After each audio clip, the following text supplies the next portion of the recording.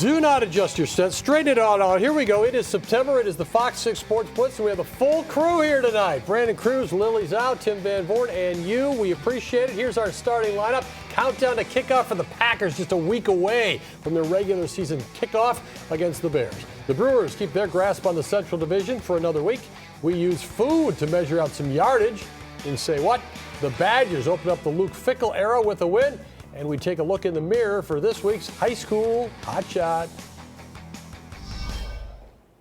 It was a really competitive camp, and the guys that are here earned the right to stay here. So I'm excited about the group, and certainly we got a lot of work still left to do, and I'm sure there's going to be a lot of learning along the way, but I feel really good about just the overall speed, athleticism, and guys that love football and love to compete.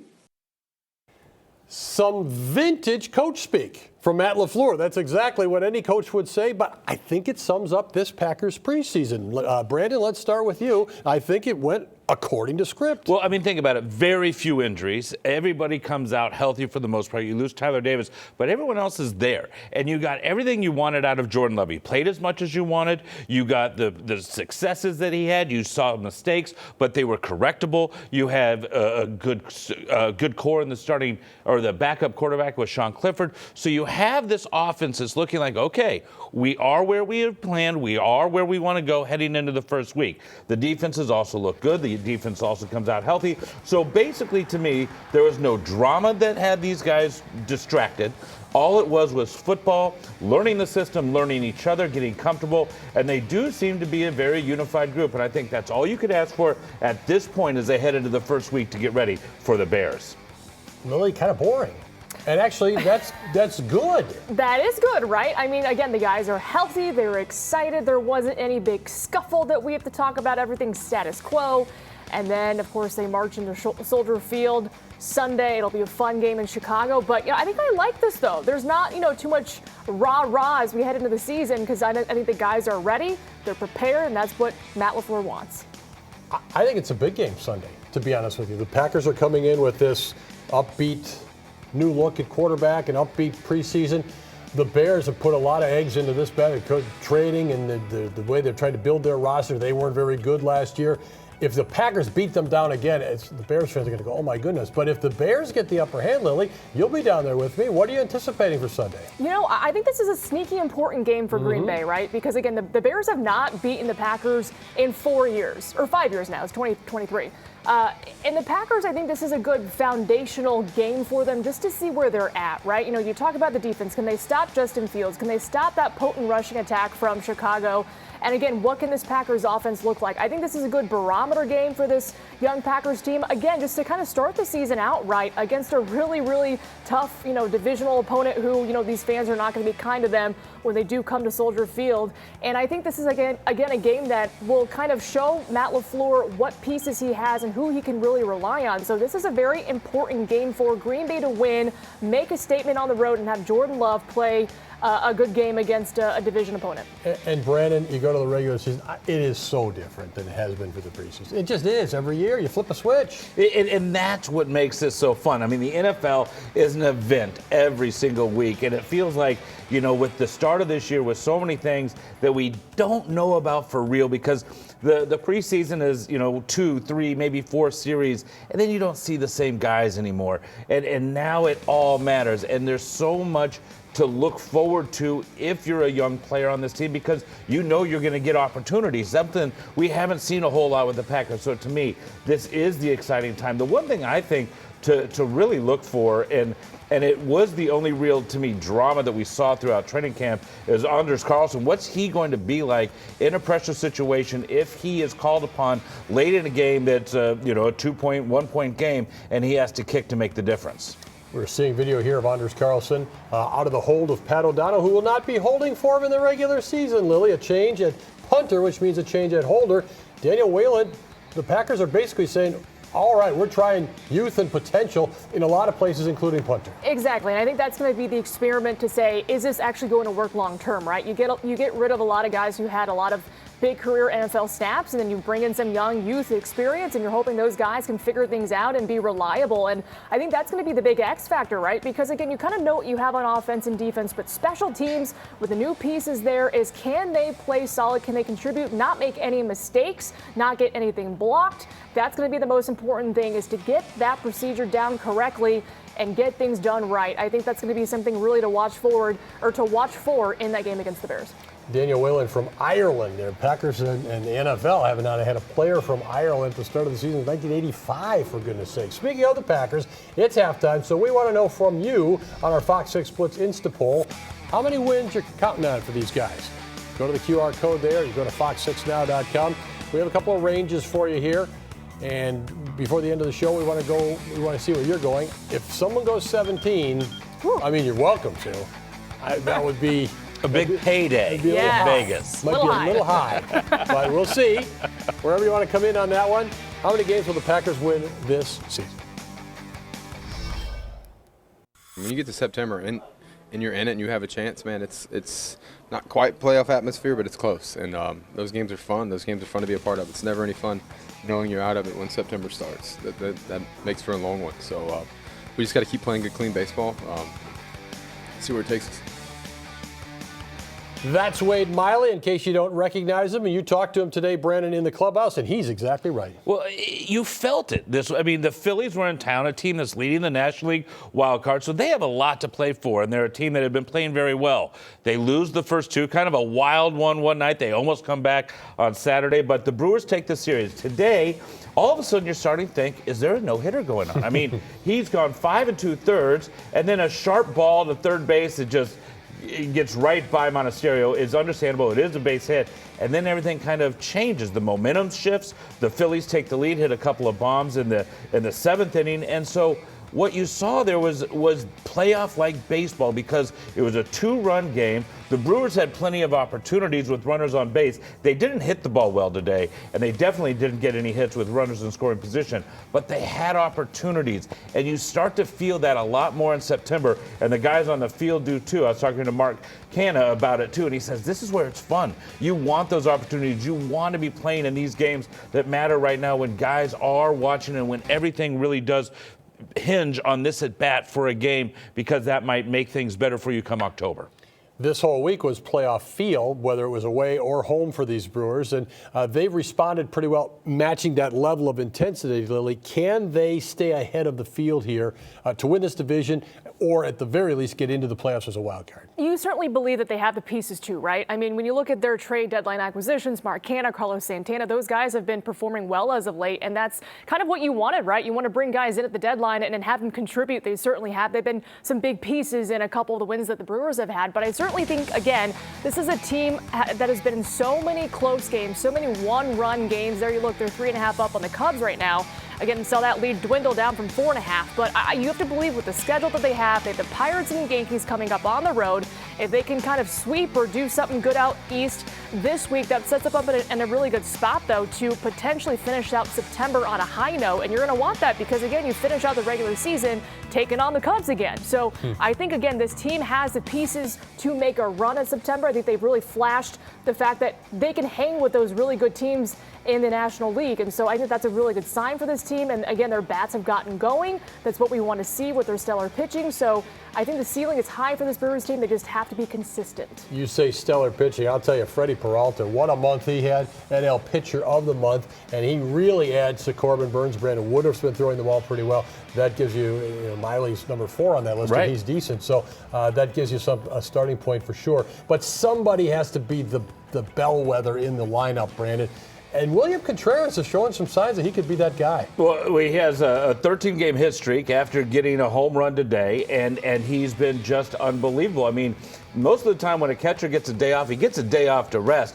His bat has been so hot, he was DHing today, and he's been delivering at every turn. And then right next to him, who has a 12-game hitting streak, is Carlos Santana. And these guys are just coming up with big hits. Mark Canna, you mentioned him, Lily. He has come up and been huge for this team in his brief time here. And the one thing that with these guys now is they know they're going in to play a very bad Pirates team. They know they're going in to play a last-place Yankees team, but they weren't talking about that. They were talking about, right now it's just about we are in the moment. And in this moment, these guys are delivering big hits, and they know that going forward, that if they can stay in that moment, then it's going to benefit them in that game, in that series, in the month. Probably not the time to remind Brewers fans about the Brewers against bad teams this season, Lily. Yeah. They haven't always taken care of business, so you need to step it here. They certainly do. I mean, you kind of talk about, what's the Oakland A's? That's an easy sweep. And then, we saw what happened in that series. Washington. And Washington, exactly. Again, the Pirates have really struggled this year, so you have to believe that let's not play down to our competition. Let's play baseball like we know it. Let's get that offense going again. Let's still rely on our pitching. Let's win 5 of 6 on the road. I mean, that's going to be a really big boost for this team to be stellar on the road. And I think, these 2 series coming up really sets them up well if they can win, but let's not play down to the competition. And the key right now, too, with this team is they have to also pace themselves. They only have 2 more off games before the end of the season. So there isn't time to rest anymore, and that's one of the reasons why you saw Christian Yelich get a break today, because there isn't time to rest looking forward. So I think that's another key. And watch the usage in that bullpen, because those guys have been so key all year, and this is their formula. You can't have changes now because somebody's running out of gas. I mean, what are you going to do? You have to go to guys, but it is a tough situation to watch for sure. We shall see. They've been maintaining that 3.5-3-game cushion. The longer you do that into September, the better off you are. The number 1 ranked Wisconsin Badger volleyball team unbeaten after a 5-set thriller against number 24 Tennessee today. Wisconsin moving up to number 1 in the country this week and staying there, you would think at least, with a 5-0 record and a lot of big wins so far for this Wisconsin team. A big matchup coming up against Marquette. That's on September 13th at Fiserv Forum. That should be juicy and fun. We'll stick around. You know what's juicy and fun? The rest of the Blitz. I was telling everybody go home. You feel me? I was like, go home, man. Why y'all still here? That's a good question. I mean, give me a little, prep time for a question like that. It's a little cold for butterflies to be out right now. Okay, yeah, it just ruined my night. Oh, my goodness, by about a half a bratwurst. It's going to be Wisconsin ball. The defense holds, and the Badgers have the ball up by 21. I don't think that was a half a bratwurst. I think that was 3 cheese curds. Oh, the cliches are so fun. I love when guys come into Wisconsin and see what's new around here like that. No, of course, those guys are having fun. What was interesting about that, though, the color commentator there, played for Michigan for 5 years and never played against Wisconsin. Not at Wisconsin, not in Michigan against them. Somehow missed them for 5 years. Get ready for the future Big Ten, too. I was going to say, yeah, it is. Well, speaking of the Badgers, they do win their first game. Lily, you were there against Buffalo. Luke Fickell's era has started. What's your first overall takeaway from this? I know there's a lot there. Right. I think a lot of people kind of expecting to see this Badgers team just slinging it through the air and putting up 48 points. I mean, I think a lot of people were expecting that considering just the offseason hype. But, I think tempered expectations probably the best way to go for this team because, again, they are still relying on Braylon Allen and Chez Mellusi. But I think anything outside of a win to kick off the Luke Fickell era would have been a big disappointment considering, they're playing Buffalo, a MAC opponent. So when you saw the body of work maybe on the first half, you're thinking, is this a different looking Badgers offense? It looks kind of similar. Tanner Mordecai had an up and down day, but again, they relied heavily on their running backs. I think that's going to be the way they go until they can get this quote-unquote air raid offense under Phil Longo going with Tanner Mordecai. And, he admitted to his mistakes through 2 interceptions. But, again, when you have a guy like Mellusi who's pulling off 89-yard touchdown runs, that's not a bad day. But I would think moving forward, a lot of improvement for this team. But, again, they have the pieces to kind of make things work as they figure that offense out. Because we've had so much time, I mean, he gets hired in December. So there's all this hype around Luke Fickell and what he's going to do to change this program, Tim. Were the expectations outside of that so high that I think anything less than what we saw was going to be kind of a disappointment? They're never going to match the hype.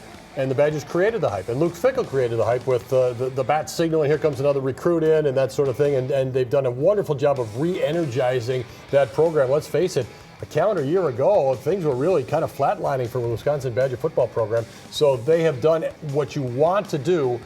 I don't think you're going to be able to match it on the field because they are unrealistic expectations maybe, but it's a victory. You haven't done anything to stub your toe. I think that's the key. They're going to just try to make steady progress on the field since they've made just exponential progress off the field. On Saturday, they go to Pullman to play Washington State, a team that beat them here last year. Washington State's coming off of a big win over Colorado State.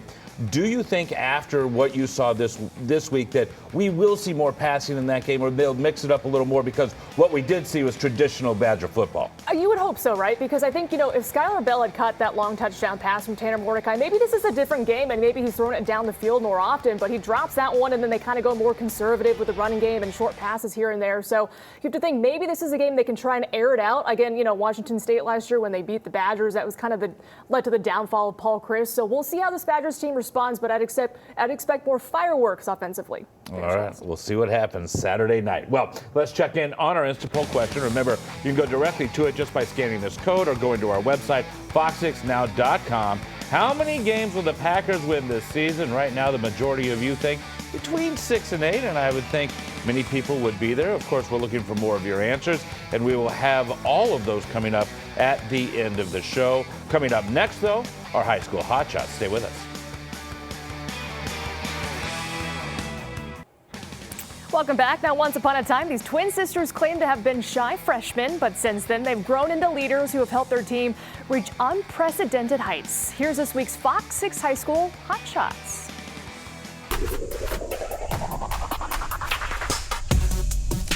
Hi there, I'm Kylie Walker. And I'm Caitlin Walker, and we go to Westosha Central High School. And we play on the golf team. It's been a lot of fun building up this program and the team. We've seen a lot of success, and we've put in the work. That's what's led us to win 2 state championships back to back. I think it kind of sparked in our junior league when we would team up and scramble together. And if we lost, we were mad, we were furious. And I think that competitive side grew and our love for the game grew. Yeah, it means a lot to know that we've kind of created an impact on the future of girls golf at Central, and also just having that impact on the community. Once we won state, everyone was there for us and supported us.